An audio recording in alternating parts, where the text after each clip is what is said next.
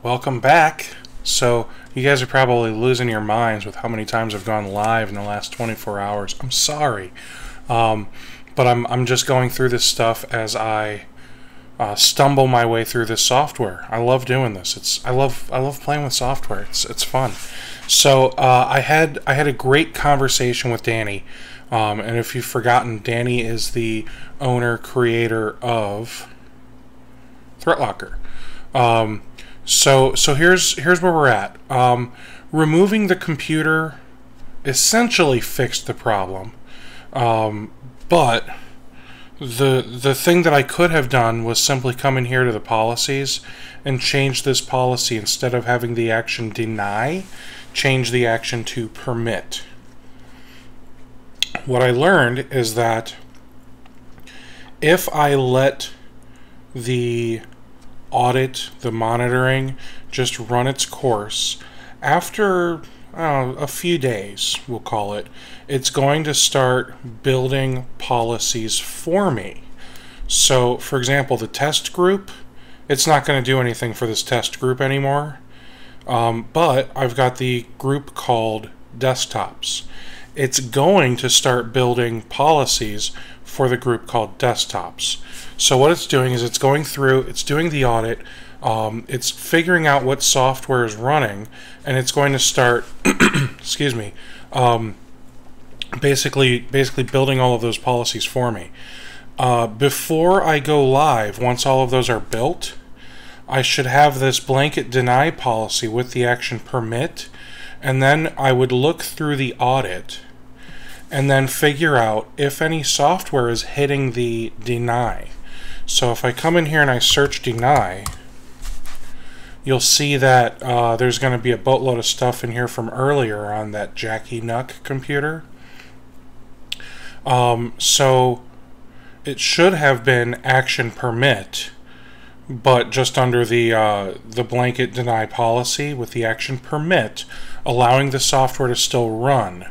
And then what would have happened is I would just be able to look and see, oh, okay, so this software, I got to figure out what on earth is this application? Is it legitimate or not? Kaseya Task Runner x64.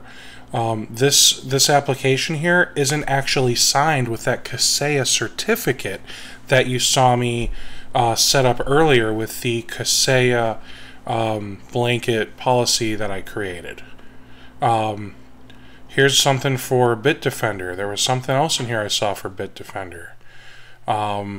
So there's a lot that I just simply overlooked. But if you just are patient and let it create those policies for you, it should save you a lot of headaches.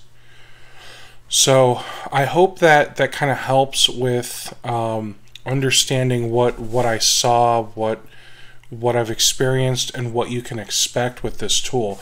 I do still think it's going to be a fantastic tool, and like I said before, I'm pretty sure I'm doing something wrong, but it's always discouraging when you set it up and it's all just screwed up, you know what I mean? So that's discouraging. And what's really cool is, Danny watched, I did an hour worth of videos in those 4 different demos I did, and he said, man, this was actually really great, because I've never been able to watch somebody use this and have them think out loud and tell me what they're struggling with. He thought he was making something that was super intuitive, and if you're the kind of guy that's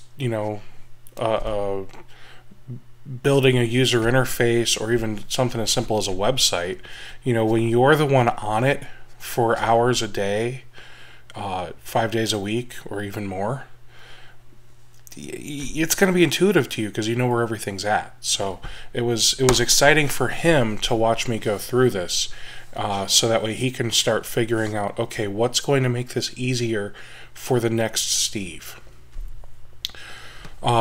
I hope that kind of covers everything. Let me just make sure I got this. So to recap everything that I spoke with Danny about, one, the software, as long as you just have it in audit or monitor only mode, it's going to audit everything, and after a few days it will build the policies for you. 2, don't have any of the policies do a deny until you've checked and made sure that the audit shows that the deny policy with the action permit isn't being used. Like it's not actually being triggered, and if it is being triggered, you need to figure out if that's something that actually needs to be denied, you know. If it is being triggered, fix it if necessary. If it's not being triggered, then it might be time for you to go live with the tool. So that covers that. The polling interval, for whatever reason, switching a computer from one group to another is not as quick as adjusting the policy. So had I gone in and changed the blanket deny policy from deny to permit, all of the issues with the computer being sluggish would have resolved themselves within a minute or 2. I'm told. I didn't test it, but that's what I'm told. And finally, Danny said that they create a new build pretty much every Saturday. So so the new build gets released on Saturday. Monday comes around, your users come in, they sit down at their computers. The next time the computer is rebooted, the build will automatically update to the latest release. But if you've got users like me who, you know, just let their computer go to sleep or whatever and they don't reboot for weeks at a time, they might be running an older build. So keep that in mind, and you may need to consider forced reboots on, you know, Sundays at 3 a.m. or something along those lines. I can't think of anything else right now. If I do, I'll definitely let you guys know. I'm excited to see. I wish I could hurry it up, you know what I mean? Like I want to play with it. So I'm going to let it do its thing over the weekend. Hopefully Monday morning, Monday afternoon, I'll be able to come on here. We'll look at some of these policies it's created together, and we'll just keep moving forward with the ThreatLocker software. Enjoy your weekend, guys. I think this is my last time being live today before the weekend. Have a good one.